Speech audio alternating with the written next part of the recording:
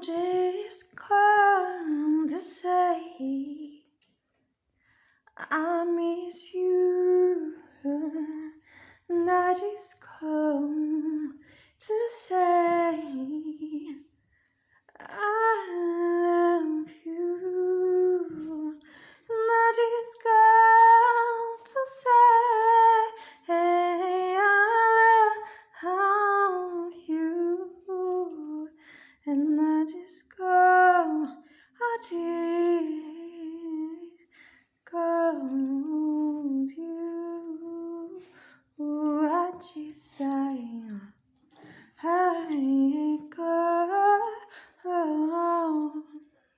I just I go,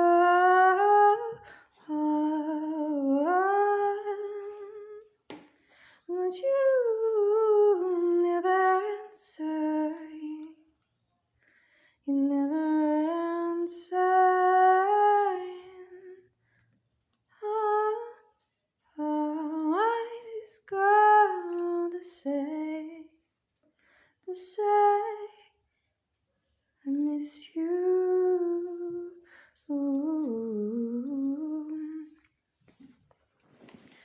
I just come to say I'm dizzy today. I just come to say I love you. Is that okay? I guess it's okay. You never answer any way, but I'm sure you'd be okay anyway, 'cause I'm not the only one to feel this way. Hey, hey, I just come. Oh, I just come to say I love you. And try to put a little lipstick on. I haven't put any on in like 500 years. I have barely any left. I'm gonna try to put it on. I just went onto a doctor appointment a physical therapy appointment, and not for me, but for my loved one. And I don't know. This is so bright.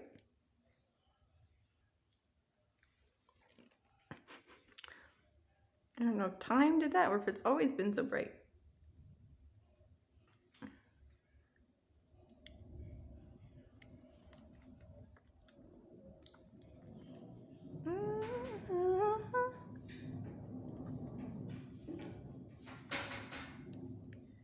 I just all to say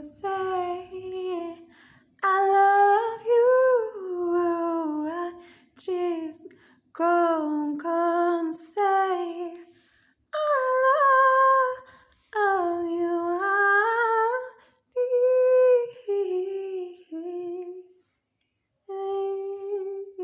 Oops.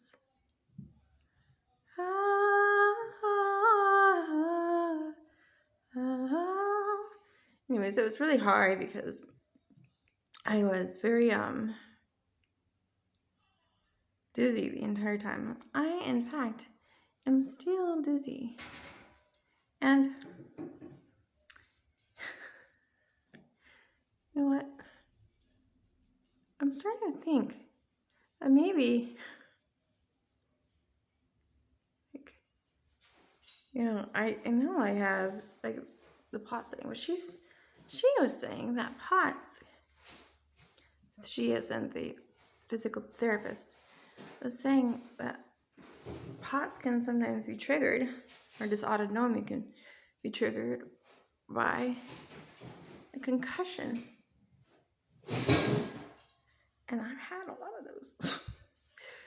So I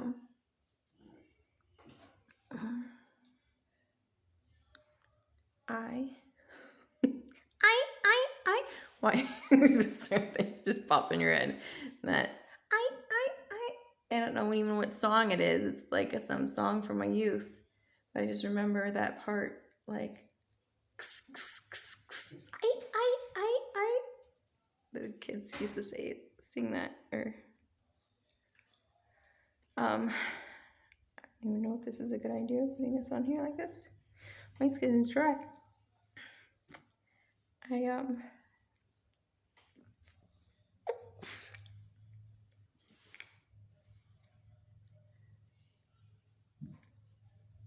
just feel like I'm white.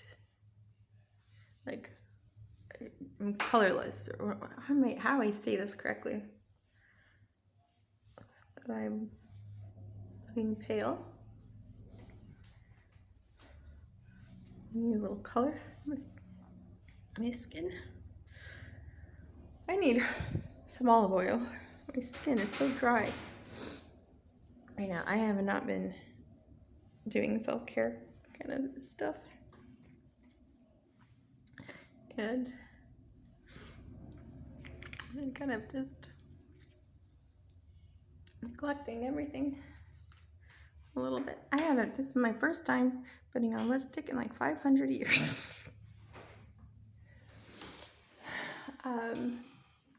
What I was gonna say, I don't know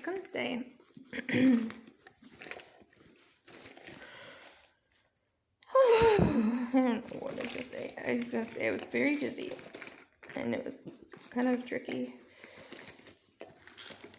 filling out paperwork and everything when I was not feeling good. I don't know if part of my dizziness is from my asthma though, because I'm just, you know, I think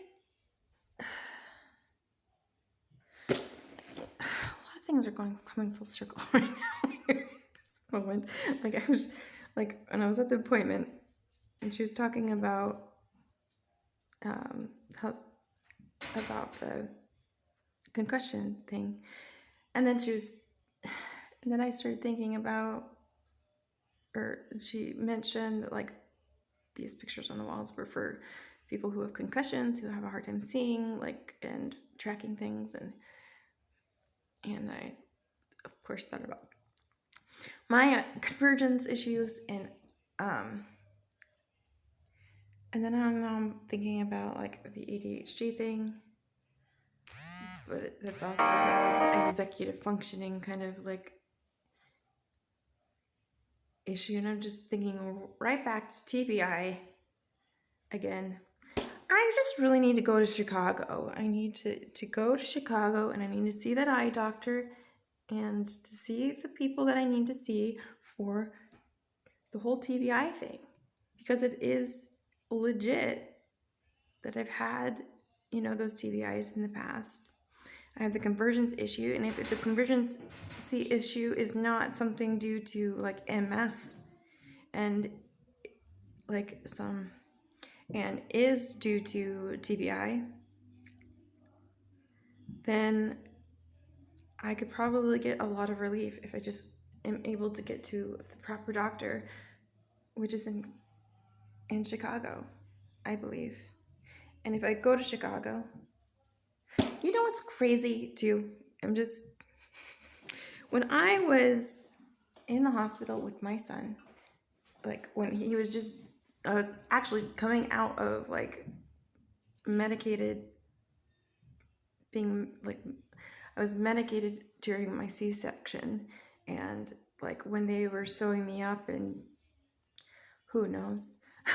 Anyways, when they brought me back, I just remember when I was coming to, the song Chicago, Chicago, like this Frank Sinatra, Dean Martin, like song was playing in my head, and I thought at the time, maybe that is a sign that I am meant to go to Chicago. Maybe I'm supposed to move to Chicago.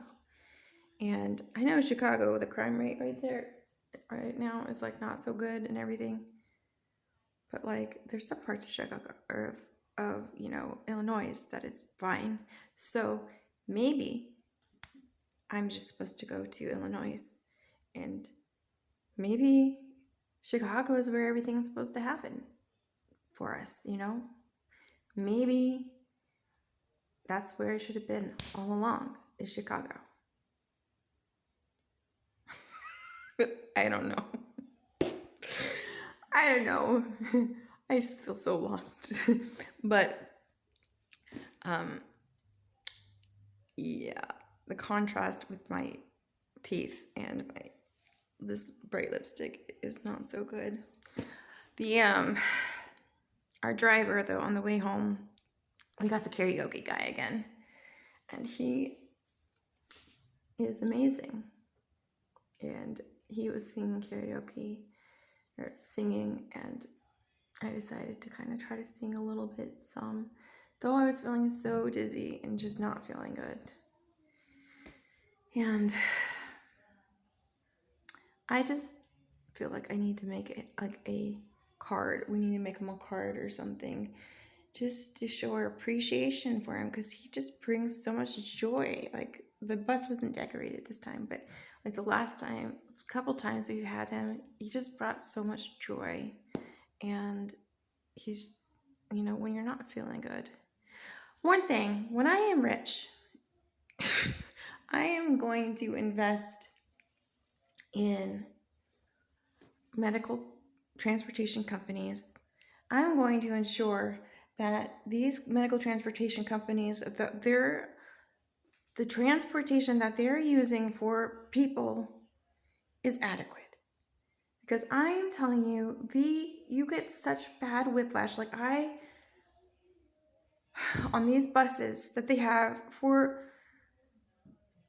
like, that they're using for all disabled people, basically, like the suspension, like everything is so bad on these buses that when they go over any bump or take any turn, you're being whiplashed back and forth on the bus. Like I get a neck injury like every single time I go on one of these buses. Like my muscles in my neck gets pulled, and so when you're thinking of people who are even more have more disabilities than I do, that are like wheelchair bound, being tossed back and forth, it just is so, it makes me so upset. Like we're such, like, it just, like, and I've asked, like the last time I had to ride on one of those buses coming back home, the guy was just like, the way he drove, I know he didn't, they probably just don't understand. I mean, you would imagine that they just don't understand. But I pulled him aside. Like I didn't complain on him or anything. But I pulled him aside after, and I asked him, or I didn't pull him aside, but I I stopped him before I left, and I just asked him, or try to let him know, like gracefully, that the way that they drive does matter, especially when you're driving people who are sick or very ill. Like there's been times when I've been so sick and so weak on those buses, when I've just been like yanked around because of like they're driving, and it's not only that you're driving, I know it's the suspension in the bus like itself, it's just not set up in a way that it needs to be, like mechanically, for it to actually support the people that they're carrying. And that needs to change. Like I know, like, I don't know, my brother-in-law used to do so much work on vehicles and things, and so like I just know that, I don't know, I just know that the mechanics exist to make these vehicles much better, and they need to be existing on these vehicles to protect the health of you know, and just to improve the lives of these people, of these people, us, of, this disabled, it's having to go to doctor appointments and having to be driven places and stuff is already sucky. It already sucks not having your own independence and ability to get to places on your own. But then when you have to rely on a driver and you're getting yanked back and forth, like, it is literally the worst. It's the hardest drive. It's worse than public, like the public bus. Like the public bus is much more comfortable in, like, just its transit than the than these medical buses. And that's saying something. Like, I don't know. On one end, the public buses make you, like, if you can't walk to get to them all the time, or if they make you too exhausted, like having to, and them taking a lot longer to get to places, it's not feasible for daily or for transport to your doctor appointments and stuff when you're disabled. Always, sometimes, I'm sure. I don't know. In some situations, possibly it could work, but for me and my kiddo, it just doesn't work. And it's just an exhausting experience. Public transport is, but then this medical transport has its own, like, battery of issues. Like, it just needs to be fixed. Like, and when I have the money, I swear I am going to make sure that these medical transport people, they're like, these companies, I don't know, maybe I'll have to invest and have my own or something. I don't know. I'm just want to make sure somehow that everybody is taken care of, because this is really, really messed up, like, it's hard. It's really hard on a person who's really sick and whose muscles and skeletal who has skeletal issues, like myself. Like, it pulls on your muscle, pulls on your ligaments every time you're jostled and pulled around each and every way by and it's something that can be fixed, I feel like, so easily. It has to be. I just feel so bad for everybody else too, like, who are even in worse shape than I am, like, with that, like, I just have so much empathy, because I know when I was, like, really, really, really bad and feeling so weak, how difficult it was just to stay on the seat, because the way that the buckles are, for instance, they don't secure you. They're pretty loose. And so, like, I've nearly fallen off the seat several times, like, because of the way that it jostles you and throws you, and you have to have enough strength to hold yourself on the seat. If you're not, like, in a wheelchair strapped in, you're gonna go off that seat.